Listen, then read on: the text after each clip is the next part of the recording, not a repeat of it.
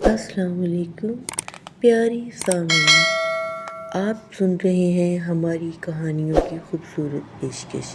ہم امید کرتے ہیں کہ آپ کو ناول کے پہلے 2 حصے بھی پسند آئے ہوں گے، تو آئیے کہانی کا تیسرا حصہ شروع کرتے ہیں۔ تو ایسا کرنے پر کیوں مجبور ہے؟ کیوں کوئی پرندہ اس دیوانگی کا مرتکب نہیں؟ مان گیا۔ چیلوں کے گروہ سے آواز آئی۔ جس وقت لومڑ دیوانگی کے آزار سے مغلوب ہو کر روتے ہیں، ہم آپے میں نہیں رہتے آقا، ہم خود نہیں جانتے کہ یہ دیوانگی کیوں ہے۔ ہم گنہگار ضرور ہیں، لیکن کیوں ہیں؟ اس کا بھید ہم پر آج تک نہیں کھلا۔ کوئی ہمیں بتا سکے تو ہم اس کا احسان ماننے کو تیار ہیں۔ اس وقت نجد کی رہنے والی ایک بلبل بولی، دوستو، میں ریگستان کی رہنے والی ہوں۔ میرے حلق میں ہدی خوانوں کے نغمے ہیں اور میرے سینے پر انسان کے لہو کا عشق کا لہو جم گیا ہے۔ میں صدیوں سے دیکھتی آئی ہوں اور تمہیں بتاتی ہوں کہ گدھ کی دیوانگی کا سراغ انسان کی پراگندگی میں ملے گا، اور انسان کے پاگل پن کی وجہ ایک ایسی قوت میں پنہاں ہے جو اگر آگے نہ جائے تو ریزہ ریزہ کرنے لگتی ہے۔ جنگل میں الو سب سے زیادہ پڑھا لکھا تھا، یکدم متوجہ ہوا کیسی قوت، mechanical energy, atomic energy, electrical energy, potential کہ کائنیٹک ساؤنڈ کی لائٹ انرجی۔ بلبل سرخ سینہ بلا کر بولی، ان سب قوتوں کا مرکب تیار ہو تو انسان کی قوت کا اندازہ ہو سکتا ہے۔ سب حیرانی سے بلبل کا چہرہ تکنے لگے۔ انسان اسی قوت کی بدولت دیوانہ ہوتا ہے۔ مان لو صاحبو، جب قوت کو نکلنے کا راستہ نہیں ملتا تو پھر وہ اس باسن کو توڑ دیتی ہے جس میں اسے جمع کیا جاتا ہے۔ تجھے کیسے پتہ چلا؟ کیسے؟ میں نجد کی رہنے والی ہوں۔ میرا شیخ جب تجارت کی غرض سے دوسرے ملکوں کا سفر کرتا ہے تو مجھے سونے کے پنجرے میں ساتھ رکھتا ہے۔ ایک مرتبہ مجھے بنارس کے ایک سنیاسی نے بتایا کہ انسان کے دیوانے پن کی اصل وجہ کیا ہے۔ بول بتا، سربستہ راز کھول۔ انسان کی ساری قوت اس کی جنسی طاقت میں پوشیدہ ہے۔ وہ جانوروں اور پرندوں کی طرح محض نسل بڑھانے کو اپنی جنس استعمال نہیں کرتا، بلکہ طاقت کے اس مشکی گھوڑے کو اپنی رانوں میں دبا کر رکھتا ہے۔ پھر یہی برق رفتار اسے دنیا اور دین کی مسافتیں طے کرنے میں مدد دیتا ہے۔ اس گھوڑے پر انسان کی زانوں سختی سے کسے ہوں تو وہ عرفان تک پہنچتا ہے، ڈھیلا بیٹھا ہو تو دیوانہ وار گرتا ہے اور پاگل کہلاتا ہے۔ دنیا کا عرفان ہو تو شاعری، مصوری، موسیقی، آرٹ جنم لیتا ہے۔ دنیا درکار نہ ہو اور قوت تیز ہو تو عرفان کی حدیں چھو لیتا ہے۔ اگر یہ قوت مقبض ہو جائے تو خودکشی کرتا ہے۔ عشق لا حاصل ہو جائے اور گھوڑا سوار کو گھسیٹے تو انسان پاگل ہو جاتا ہے۔ لوگ اسے پتھر مارتے ہیں، زنجیروں سے باندھتے ہیں۔ دیوانگی کی اصل وجہ یہی عشق لا حاصل ہے آقا۔ فاسفورس کی بتی 3 بار بجھی اور آواز آئی، لیکن انسان کی دیوانگی سے گدھ جاتی کا تعلق علم ہمیشہ معلوم سے نامعلوم کی طرف لے جاتا ہے۔ کیا ہم انسان کی دیوانگی سے یہ پتہ نہیں لگا سکتے کہ کہیں راجہ گدھ بھی ایسی ہی قوت رکھتا ہو، عشق لا حاصل کی قوت؟ سرخاب نے ہاں، اس کو کسی طرح وہی طاقت حاصل ہو گئی ہے۔ بلبل بولی، اللہ کے دیے ہوئے رزق کی قسم، سچ سچ بتا، کیا تو اس طاقت سے مزین ہے؟ راجہ گدھ نے سراسیمگی کے عالم میں پر پھڑپھڑائے اور بولا، آقا، مجھے مہلت دے، میں اپنے بھید سے خود آگاہ نہیں۔ ہو سکتا ہے کہ یہی وجہ ہو، لیکن اگر تم مجھے کچھ وقت عنایت کرے تو میں اپنی برادری والوں سے مشورہ کروں اور پھر ساری کیفیت عرض کروں۔ سیمرغ نے فاسفورس کی لالٹین بجھا دی۔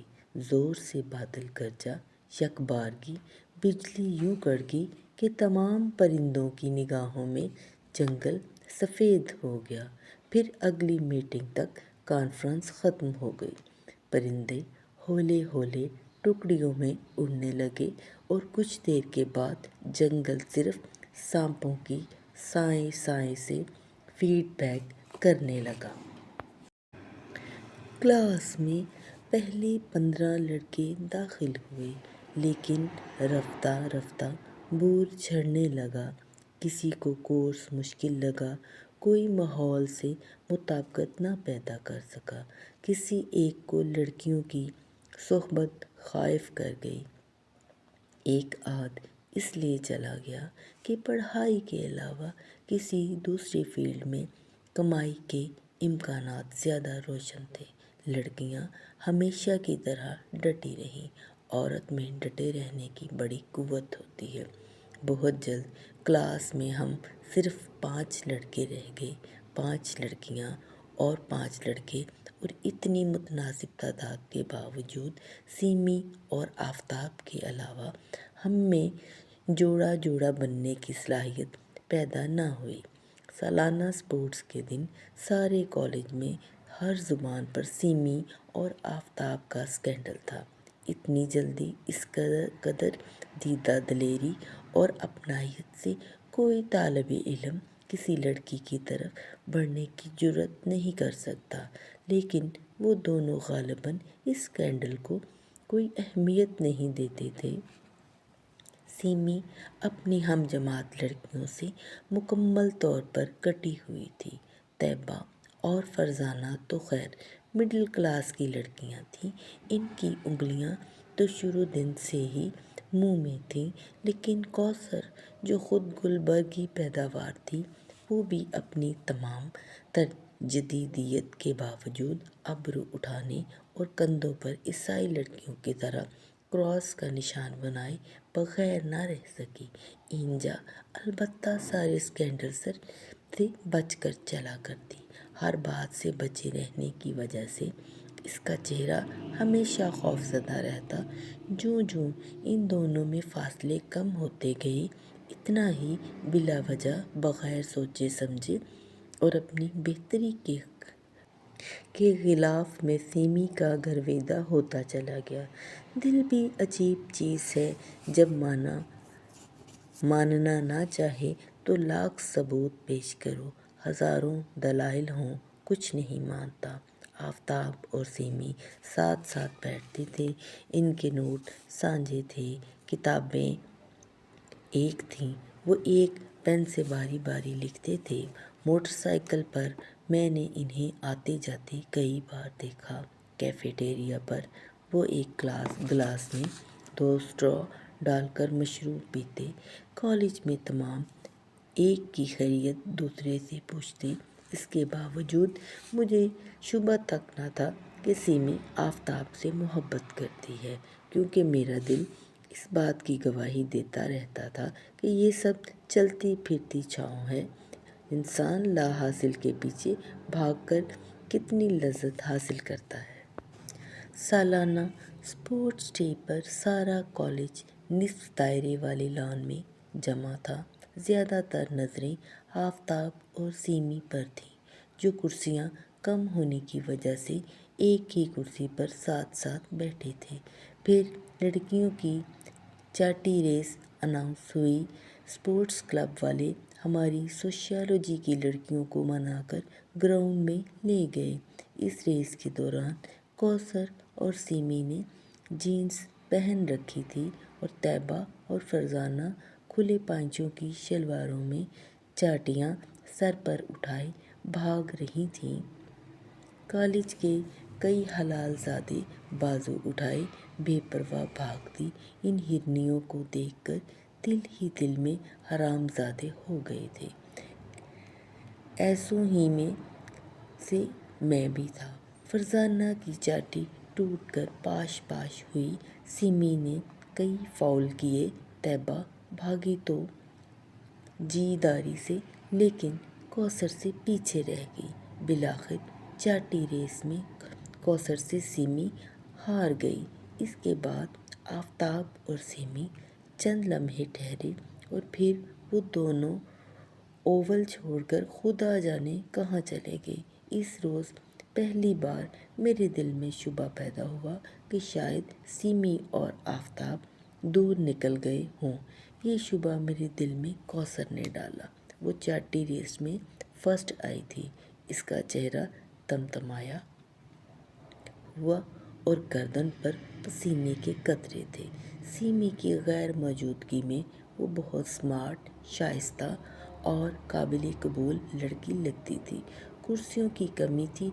इसकी वापसी पर मैंने अपनी कुर्सी उसे पेश कर दी और शामियाने के खंभे को पकड़कर खड़ा हो गया। चली गई? कौन? मैंने पूछा। हाँ जी, चली गई, पिछली कतार से अमजद ने जवाब दिया। इस वक्त सारी क्लास झुरमट में बैठी हुई थी और वो भी साथ गया इसका चमचा। कौसर बोली। गया? जमाल ने जवाब दिया। अपने कटे हुए बाल दोनों हाथों में उठाकर इसने पसीना आलूद गर्दन से ऊपर किए। कंपटीशन तो ज़रा बर्दाश्त नहीं करती। कैसे भागी है? हार गए। तैबा और फरजाना दुपट्टों से मुंह पोंछती हुई हंसने लगी। इंजा अलबत्ता अपने नाखूनों को देखती रही। वो अज़ल की बेचारी थी। अभी तो चाटी रेस हारी है। जब आफताब रेस हारेगी तो पता नहीं क्या हश्र होगा इसका। कौसर की ज़ुबान पर औरत का अज़ली हसद था। गुस्से की वजह से मुझे इसकी शक्ल भी कुछ टेढ़ी लग रही थी। फिर स्पोर्ट्स क्लब का एक जवान इन तीन लड़कियों के लिए कोका कोला लेकर आ गया। फरजाना और तैबा तो शदीद असमत बचाओ किस्म की लड़कियां थीं। उन्होंने कोका कोला पीने से इनकार कर दिया, लेकिन कौसर ने बोतल शुक्रिया के साथ वसूल की। नवाड़ी रंगीन कुर्सी पर बैठी और कोका कोला पीते हुए सिमी के किरदार, आफताब की कमज़ोरी, क्लास की बदनामी, प्रोफेसरों की बेबसी पर बड़ी लंबी चौड़ी गुफ्तगू का आगाज़ हो गया। कौसर तारुफ़ी तकरीब वाले दिन से ज़ख्म खोरदा थी। गो इसका मबलग इल्म सिमी से कम था, लेकिन वो गुलबर्ग के मेन बुलेवार्ड से आती थी, जहाँ शहर के अमीरुल उमरा रहते थे। सिमी के मुतल्लिक सुन रखा था कि इसके अब्बा का घर गुलबर्ग की एक्सटेंशन नंबर 3 में था। वो माँ बाप के पास रहने की बजाय किसी हॉस्टल में मुकीम थी। ऐसी लड़कियां पढ़ने थोड़ी आती हैं। अगर इसको संजीदगी से पढ़ना हो तो ये घर रहे। हॉस्टल में रहती ही इसलिए है कि आज़ादी हो। और क्या? बड़ी देर तक तैबा और फरजाना कानों को हाथ लगाती रही। दरअसल सारी बात डिग्री की होती है। बुर्के वालियाँ बेनकाब लंबी चोटी वाली को आज़ाद ख्याल समझती हैं। लंबी चोटी वाली कटे बालों वाली को बेहया जानती है। बाल कटी का ख्याल होता है कि इसके तो सिर्फ बाल ही कटे हैं। असल हराफा तो वो है जो दिन के वक्त मस्कारा भी लगाती है और आई शेडो भी। आई शेडो वाली को यकीन होता है कि वो बेचारी तो अल्लाह मियाँ की गाय है। असल में तो वो अच्छाल छक्का है जो दुपट्टा नहीं ओढ़ती, सी थ्रू कपड़े पहनती है और सबके सामने सिगरेट पीने से नहीं चूकती। सिगरेट नोश बीबी के सामने वो फसादन होती है जो नामहरमों के साथ बैठकर ब्लू फिल्म देखती है, वगैरह वगैरह। इसी तरह मर्दों में भी नेकी की ताली मौजूद होती है और इसकी कई डिग्रियां मुकर्रर होती हैं। जो शख्स सिर्फ नज़रबाज है और अचपटी नज़र से लड़कियों को आंकता है, वो इन मर्दों को बदमाश समझता है जो लड़कियों की महफिल में राजा इंदर بن کر بیٹھتے ہیں اور لطیفوں اور کہانیوں سے فضا کو غزلات کی طرح رومانٹک کر دیتے ہیں۔ عورتوں سے باتیں کرنے کے رسیا ان مردوں کو گنڈا سمجھتے ہیں جو اندھیرے سویرے کباڑ کے پیچھے سیڑھیوں کے سائے میں غسل خانے کی سنک کے پاس چوری چھپے کسی لڑکی کو بازوؤں میں لے لیتے ہیں۔ چوری چھپے بلے اڑانے والے ان حضرات کو عادی مجرم سمجھتے ہیں جو کھلے بندوں عورتوں کو کاروں میں بٹھاتے اور ہوٹلوں کے کمرے بک کراتے ہیں۔ کھلے عاشق ان پر آوازیں کستے ہیں جو زنا کے مرتکب ہوتے ہیں اور زناکار ان پر نکتہ چینی کر کے بے قیاس راحت محسوس کرتے ہیں۔ جو زنا بالجبر کرتے ہیں اور قانون کی گرفت میں ملزم ٹھہرائے جاتے ہیں۔ یہ ساری باتیں اپنے آپ کو بری الذمہ کرنے کے لیے کی جاتی ہیں اور ان میں تمام لوگ سوسائٹی سے اپنے لیے اپروول کا ایک جائز طریقہ تلاش کرتے ہیں، ورنہ ساری بات ڈگری کی ہے۔ کسی کو ہلکا بخار ہوتا ہے، کسی کو تیز۔ کسی معاشرے میں شرافت کا درجہ نارمل متعین کرنا مشکل ہی نہیں بلکہ ناممکن بھی ہے۔ ہوا کیا ہے؟ آخر جمال نے سوال کیا۔ ہوا کیا نہیں؟ تم کسی فرسٹ ایئر کے لڑکے سے پوچھ لو، اسٹاف روم میں جا کر کسی کیمسٹری کے پروفیسر، حساب اردو کے پروفیسر سے پوچھ لو۔ سیمی بیگم کو عشق ہو گیا ہے آفتاب سے، کوثر بولی۔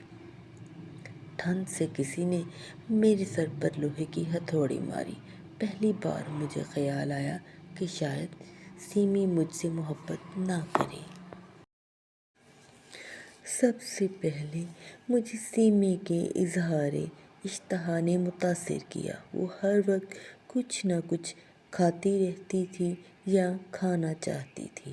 ہر عہد میں، ہر معاشرے میں مختلف قسم عمر کی عورتیں اپنے اشتہا کی نمائش کرتی رہتی ہیں۔ جس عہد میں پردہ، عصمت، حیا پر زور دیا جاتا ہے، اس عہد میں عورت کی بھوک درپردہ ہو جاتی ہے۔ وہ نہ صرف عام محفلوں میں چڑی چوگا کھانے لگتی ہے بلکہ اشتہا کے اظہار سے بھی انہیں نفرت ہو جاتی ہے، کیونکہ ایک بھوک سے ہمیشہ دوسری بھوک کا سراغ چلتا ہے۔ پچھلی صدی میں بھوک کی نمائش جنسی آمادگی کے مترادف تھی۔ میلے ٹھیلوں پر یاروں سے لڈو جلیبیاں لے کر کھانے والی بنتوں مردوں میں تو مقبول تھیں، لیکن اپنی ہم جنسوں میں وہ بڑی بدنام تھیں اور سسرال جا کر بسنا اس کے لیے مشکل تھا۔ لیکن اس دور کی ماڈرن لڑکی نے کھانے کے آداب ہوٹلوں سے سیکھے ہیں، ڈائننگ ٹیبل کی میز سے اخذ کیے ہیں۔ ہوائی جہازوں کے سفر میں جہاں اپنے لیے ٹرے لگائے آتے ہیں اور جہاں آپ کی ٹرے میں دوسروں کی شراکت ممکن نہیں، ان ہوٹلوں، ہوائی سفروں نے لڑکیوں کا نہ صرف چمچ کانٹا الگ کر دیا ہے بلکہ ان کی بھوک کو فرداً فرداً بڑی اہمیت دے دی ہے۔ اب بیف برگر چبانے والی، دوہرے اسٹرا سے کوک پینے والی، زبان کے چٹخارے سے کون چاٹنے والی لڑکی ندیدی نہیں، دل آویز ہے۔ اتنی ساری ٹیلی ویژن کے اشتہاروں میں ماڈلز کو چائے پیتے، چیونگ گم چباتے، بسکٹ کھاتے دیکھنے کے بعد کھاتی پیتی لڑکی مرد کا آئیڈیل بن گئی ہے۔ ویسے بھی مرد کا عورت کی بھوک سے ڈھکا چھپا لیکن بڑا پرانا رشتہ ہے۔ جب کبھی کوئی مرد کسی عورت کے عشق میں مبتلا ہوتا ہے تو اسے اس عورت کی بھوک مٹانے کا چسکا پڑ جاتا ہے، پھر وہ اس کی جذباتی بھوک مٹانے کے لیے اس کا سہارا بنتا ہے۔ ذہنی خلا جو بھوک ہی کی شکل ہے، ختم کرنے کو اس سے باتیں کرتا ہے، اس کی جذباتی بھوک کے لیے تفریح کا سامان مہیا کرتا ہے۔ جسمانی بھوک بچوں کا باعث بنتی ہے اور پھر یہی چھوٹی چھوٹی اشتہائیں ختم کرنے میں اس کی زندگی صرف ہو جاتی ہے۔ پرانے زمانے میں بھی شوہر اپنی ماؤں سے چھپ کر اپنی نوبیاحتہ بیویوں کی ذہنی، جسمانی، جذباتی بھوک مٹانے والی منزل میں آ جاتے تو ان کے ہاتھ میں قلاقند کے 2 دانے اور مولتری کے ہار ہوتے۔ آج بھی جب ملاقات ہوتی ہے تو کوک پلانے، کون کھلانے اور بیف برگر اڑانے کے لیے کسی ریسٹورنٹ میں لے جانا پڑتا ہے۔ کھانے والی کبھی بل ادا نہیں کرتی، بلکہ کھلانے والا اسے اپنی نیک نصیبی سمجھتا ہے۔ ماڈرن لڑکی یہ بھید سمجھ گئی ہے کہ بھوک کا دکھلاوا مرد تک یہ پیغام پہنچاتا ہے کہ اگر وہ کھانے پینے میں سرگرم ہے تو جنسی بھوک میں مرد سے کم نہ ہوگی۔ وہ ایک سمبل سے اپنے تمام کوائف سمجھا دیتی ہے۔ اپنی بھوک کو نمایاں کرتے ہی آج کی لڑکی مرد کی بھوک میں برابر کی شریک ہونے کا وعدہ کرتی ہے۔ طیبہ، کوثر اور فرزانہ سے سیمی خوبصورت تو نہ تھی، لیکن وہ لباس میں، نشست و برخاست، گفتگو، کھانے پینے میں سب سے آگے تھی۔ جب کبھی وہ کلاس میں داخل ہوتی، اس کے منہ میں چیونگ گم ہوتی۔ جوں ہی پروفیسر کلاس سے جاتا، وہ اپنے کینوس کے تھیلے میں سے سیب نکالتی اور اسے آستین پر صاف کر کے کھانے لگتی۔ سیب کھانے کا بھی اس کا عجیب طریقہ تھا۔ وہ سیب میں تیکھے دانت اتارتی اور کڑک کی آواز کے ساتھ منہ پرے کر لیتی۔ ایک ہی ہفتے کے اندر اس کا سیب ساری کلاس میں گھومنے لگا تھا۔ ایک بائٹ لے لو۔ ایک دن اس نے مجھ سے کہا، میں ایک ایسے گھر سے سوشیالوجی کی کلاس میں پڑھنے گیا تھا جہاں جھوٹے برتنوں میں کھانا گناہ ہوتا ہے۔ اس طرف سے کھا لو، میں نے یہاں سے نہیں کھایا۔ اس نے سیب کی صاف ستھری پیشکش کر دی۔ میں نے سیب اس سے لیا اور عین وہاں دانت گاڑ دیے جہاں سے اس نے کڑک سیب کھایا تھا۔ بھوک کے معاملے میں وہ بہت بودھی تھی۔ وہ گھنٹے گھنٹے کے بعد بھوکی ہو جاتی، یا یوں سمجھیے یہ اس کا لاڈ تھا۔ بہت جلد ہماری کلاس ایک خاندان کا روپ اختیار کر گئی، اس لیے سیمی کی باتیں کسی کو عجیب نہ لگتی تھیں۔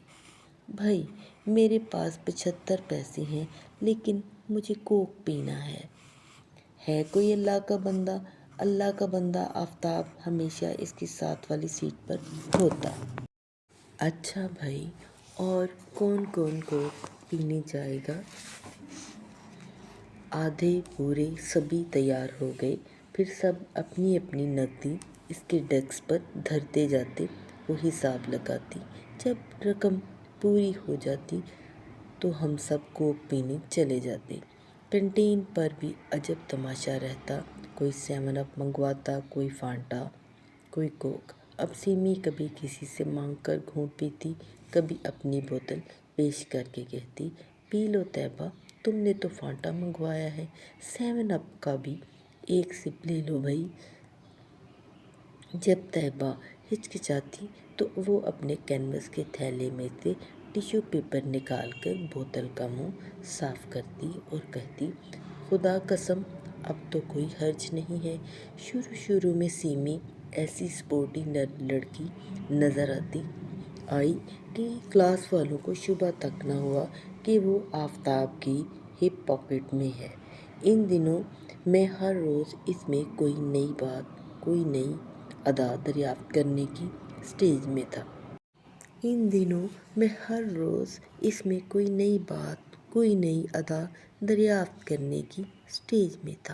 میری یہ سٹیج تحیر کی تھی۔ جو کچھ مجھے نظر آتا، میں اسے پوری طرح ہضم بھی نہ کر پاتا کہ دوسرے دن اس میں کچھ اور نیا، کچھ اور دلچسپ اور حیران کن نظر آ جاتا۔ سب سے بڑی تبدیلی جو آفتاب سے ملنے کے بعد اس میں آئی اردو کی سوجھ بوجھ تھی۔ اب وہ ایسی اردو بولنے لگی تھی کہ بڑے بڑے اردو باز اس کا منہ دیکھتے رہ جاتے۔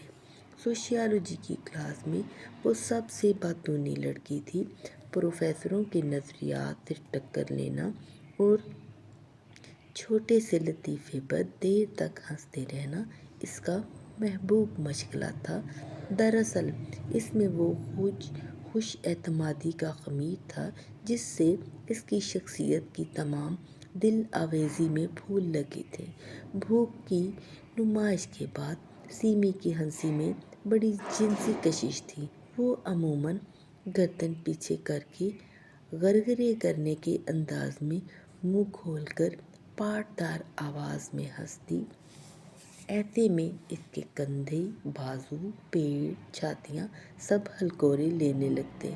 اس کا قہقہ عام طور پر مصنوعی ہوتا لیکن اس قدر بناوٹی ہونے کے ساتھ ساتھ اس میں ایک عجیب سی کشش تھی۔ لپسٹک، ریزر اور سینٹوں کے اشتہاروں کی طرح کوئی چیز آپ کو یقین دلاتی کہ قہقہ محض اشتہار ہے۔ اصل سیمی اس اشتہار سے بھی اچھی ہوگی۔ اس روز پتہ نہیں آفتاب نے کیا کہا کہ ساری کلاس ہنسنے لگی۔ سیمی کا قہقہ سب سے بلند و بانگ تھا۔ ہنستے ہنستے اس کی آنکھوں سے آنسو بہنے لگے تھے۔ بدقسمتی سے اس روز وہ میرے بہت قریب بیٹھی تھی، حالانکہ اس کا بازو آفتاب کی کاپی پر تھا۔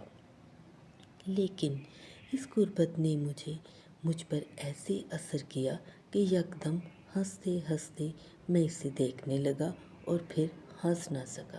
کچھ لمحے بڑے فیصلہ کن ہوتے ہیں۔ اس وقت یہ طے ہوتا ہے کہ کون شخص کس کا سیارہ بنایا جائے گا۔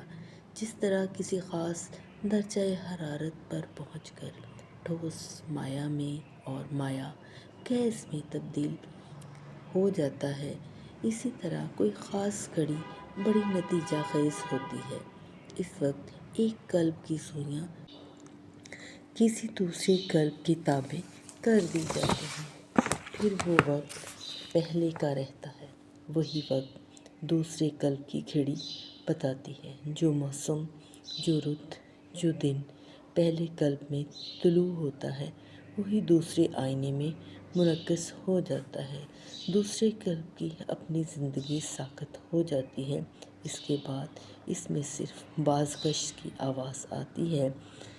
جس وقت میں سیمی کے عشق میں مبتلا ہوا مجھے معلوم نہ تھا کہ وہ آفتاب کی محبت میں اس قدر دور نکل چکی ہے۔ دراصل سیمی جیسی لڑکیوں پر محبت کرنے کا کبھی شک بھی گزر نہیں سکتا۔ وہ لجاتی، شرماتی تو ہیں نہیں کہ آدمی اندازہ لگا سکے کہ ہم پانچوں طالب علموں کے ساتھ اس کی خوب بحثا بحثی رہتی تھی۔ فرزانہ اور طیبہ متوسط گھرانے کی لڑکیاں تھیں، اس لیے ان میں جرأت کی کمی بھی تھی اور سچائی کی بھی۔ کوثر درمیان میں تھی، کبھی ماڈرن ہو کر مذاق کر لیتی، کبھی دقیانوسی بن کر کسی کی بات پر منہ بنا لیتی۔ صرف سیمی جلتا کوئلہ تھی، بھڑکتا سرخ۔ بھلا اس پر میں کیسے شبہ کرتا کہ اندر ہی اندر وہ جل بجھا ہے۔ حسنِ اتفاق دیکھیے کہ آفتاب اور میں روم میٹ تھے۔ ہاسٹل کے ہم کمرہ دوست بھی ہوتے تھے اور حریف بھی۔ ان کا سب سامان سانجھا بھی ہوتا ہے اور اس شراکت کے باعث ان میں جھگڑے بھی رہتے ہیں۔ ہم کمرہ کے سیفٹی سے بلیڈ چرانا، اس کے صاف تولیے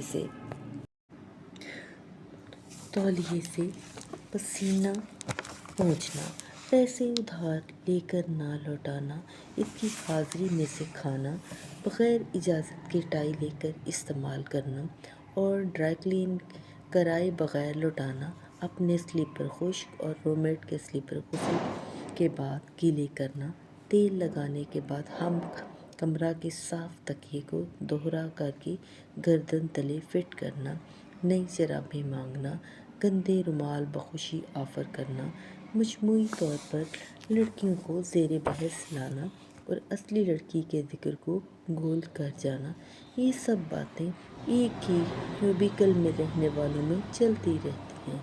लेकिन आफताब और मैं पूरा 5th ईयर और 6th ईयर के 6 माह साथ रहे।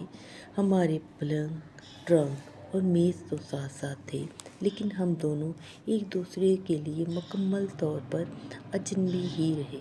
न सिर्फ हमारी आदतें मुख्तलिफ थीं, बल्कि हम मुख्तलिफ माहौल की पैदावार भी थे।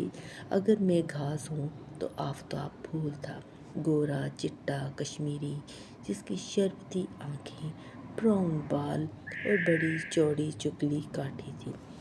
इसमें कद से लेकर रंग तक, बातों से लेकर खामोशी तक, आदतों से लेकर जबिल्ली सरिश तक, वो सब कुछ था जिससे लड़कियां प्यार करती हैं।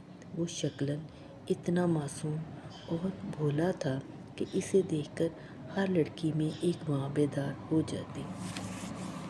लड़कियों के सामने इस बला का खामोश रहता कि सबका जी महबूबा की तरह उसे गुदगुदाने को चाहता।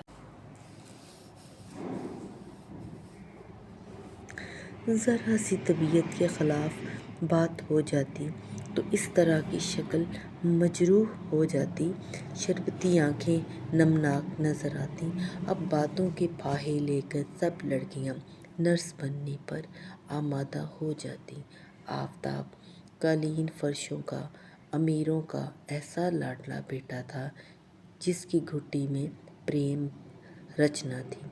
वो इस कदर शेर चश्म शेर दिल आदमी था कि ना इसे दौलत की भूख थी, ना मोहब्बत की, ना वो शोहरत की तलाश में था, ना तरक्की की। वो इन तमाम नेमतों में हर वक्त रहता था, मछली जैसे जल में रहती है। इसके लिए ये सब कुछ सूरज की तरह ज़रूरी और सूरज की ही तरह गैर अहम था।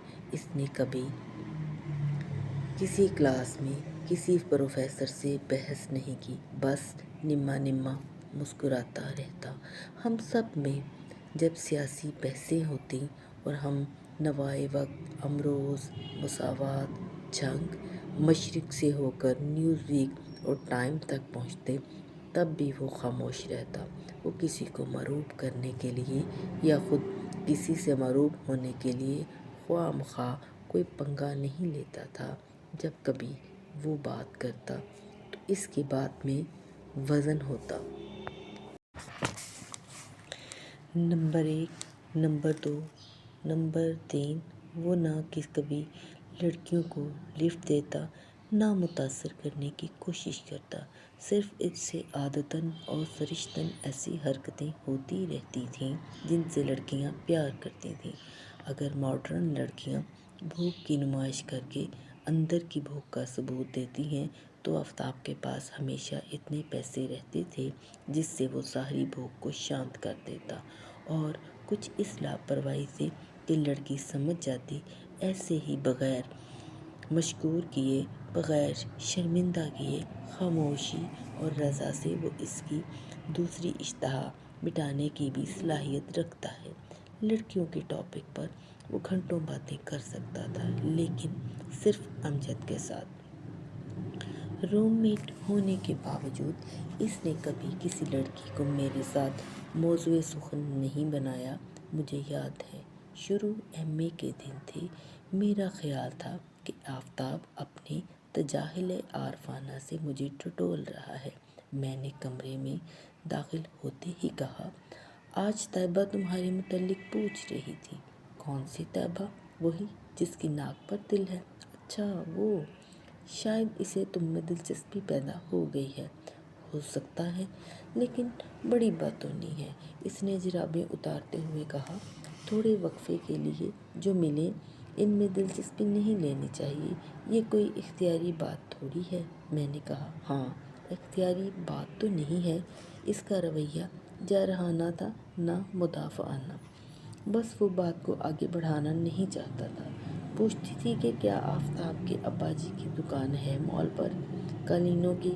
بتا دینا تھا ابا جی کی دکان ہے، آفتاب کی نہیں، اس نے ابرو سکیڑ کر کہا۔ اب وہ پیٹھ موڑ کر کھڑا ہو گیا۔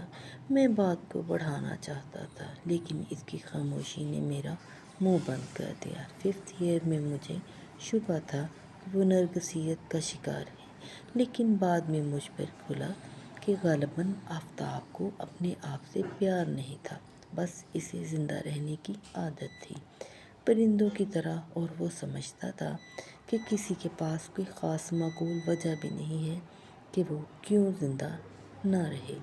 اگر کسی کے پاس ایسی وجہ ہوتی اور وہ آفتاب کو بتا دیتا تو یقیناً آفتاب اپنی زندگی ختم بھی کر دیتا۔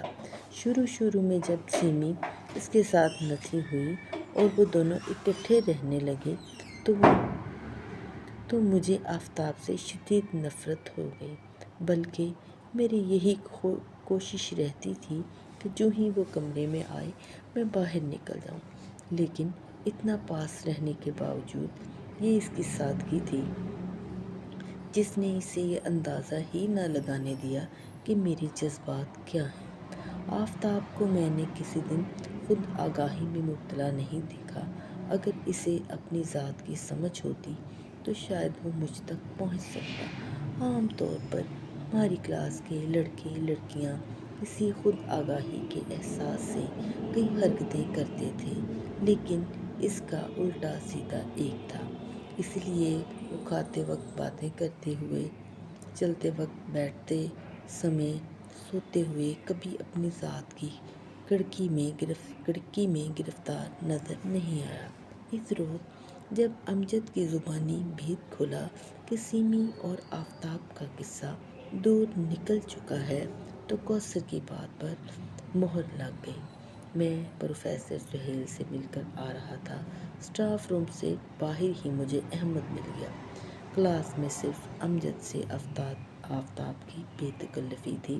یار یہ لڑکیاں بہت میسنی ہیں، عشق بھی فل سائز کرتی ہیں اور پڑھائی بھی فل ٹاس کرتی ہیں، تم غافل نہ رہنا، ماریں گی یہ ساری بدبختیں، پڑھتے تو تم رہو گے اور فرسٹ یہ آئیں گی باجماعت۔ میں نے تکلفاً پوچھا، عشق کون کون کر رہا ہے؟ سب کر رہی ہیں ایک ایک، لیکن سب کا عشق گھٹیا درجے کا ہے سوائے سیمی کے۔ سیمی بھی؟ میرا دل دھک دھک کرنے لگا۔ میں بھی چوری چوری پرائز بانڈ خرید چکا تھا۔ اس وقت میرے کان یہ سننے کو بے قرار تھے کہ میرا انعام نکل آیا ہے۔ ہم دونوں اوول کے سامنے ایک بینچ پر بیٹھ گئے۔ میں نے بات کو مذاق میں اڑانا چاہا، اچھا تو پھر کون کون عشق کر رہا ہے؟ طیبہ اور فرزانہ تو قابل اعتماد لڑکیاں نہیں ہیں، یہ 2 قدم آگے آتی ہیں تو 4 قدم پیچھے جاتی ہیں۔ کیوں؟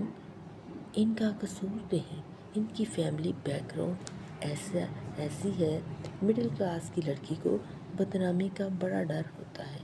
یہ عشق نہیں کرتی، شوہر تلاش کرتی ہیں۔ اور کوثر اس وقت میرے ساتھ فٹ جا رہی ہے، لیکن میرا خیال ہے کہ جب سارے نوٹس فوٹو اسٹیٹ کر کے میں اسے دے دوں گا تو پھر وہ جمال کی طرف مائل ہو جائے گی۔ بکو مت، امجد نے سگریٹ سلگا کر کہا۔ احمق آدمی، جمال کے ابا جی وائس چانسلر ہیں، کوثر بیچاری کیریئر بنانا چاہتی ہے، وہ اس فیکٹ کو بھلا سکتی ہے کبھی؟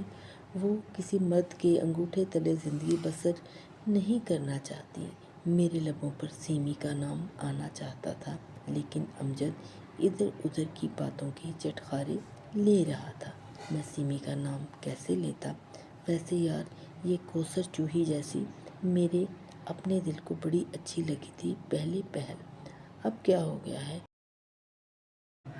فائدہ ان کمبختوں کے پیچھے مرنے کا، دفعہ ہو جائیں گی تو خط کا جواب بھی نہیں دیں گی، بچوں کو گود میں بٹھا کر ٹوس مکھن کھلایا کریں گی اور ہماری باتیں اپنے شوہر کو سنا کر ہنسایا کریں گے۔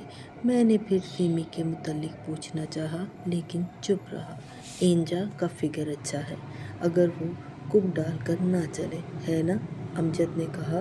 شرماتی ہے، میں نے جواب دیا۔ لمبے قد کی لڑکیوں کو بیماری ہوتی ہے۔ کب کی؟ شرماتی نہیں، ذرا عام نارمل لڑکی سے بھاری ہے۔ اس کو کمپلیکس ہے۔ اسے کب کی وجہ یہی ہے، مانو یا نہ مانو۔ میں نے ذہن میں اینجا کے کمپلیکس کو لانے کی کوشش کی، لیکن مجھ پر سیمی کے عشق کا ایسا خوف طاری تھا کہ مجھے اینجا کا کچھ بھی یاد نہ آ سکا۔ کبھی تم نے دیکھا نہیں، جب وہ کلاس میں آتی ہے تو ہمیشہ اپنی کتابیں سینے کے آگے رکھ لیتی ہے۔ کمبخت کی ایک ہی اچھی چیز ہے اور اسے کمپلیکس ہے۔ آج سپاٹ سینوں والی لڑکیاں فیشن میں ہیں گدھے، جن کے کندھے کی ہڈی، کالر کی ہڈی اور 2-4 پسلیاں نظر آتی رہیں۔ جیسے جیسے میں چپ ہو گیا، میں سیمی کا نام نہیں لینا چاہتا تھا۔ مدکوک لڑکیاں، انڈر نیورشڈ، امجد نے سوال کیا۔ ہاں تو اور کیا، کھیتوں میں کام کرنے والی صحت مند لڑکیاں اچھی لگتی ہیں۔ توبہ کرو، وہ تو پینڈو لگتی ہیں، پینڈو۔ ہمیں تو اطالوی تصویروں کی لڑکیاں پسند ہیں، ڈی ونچی اور رافیل کی لڑکیاں۔ وہ عورتیں تھیں، عورتوں کا زمانہ گزر گیا ہے۔ سیمی جیسی لڑکیاں، امجد نے بالآخر اس کا نام لیا۔ بالکل ویسی جس کی ہنسلی کی ہڈی نظر آئے، ہاتھوں کی نسیں ابھری ہوں، گالوں کی ہڈی اوپر کو اٹھی ہوئی دکھائی دے۔ تو سامعین، یہ تھی ہماری آج کی تیسری قسط۔ امید ہے آپ کو پسند آئی ہوگی۔ اگر آپ کو ہماری کہانیاں اچھی لگتی ہیں تو چینل کو سبسکرائب کرنا نہ بھولیے۔ اپنی رائے کمنٹ میں دیں۔ اللہ حافظ۔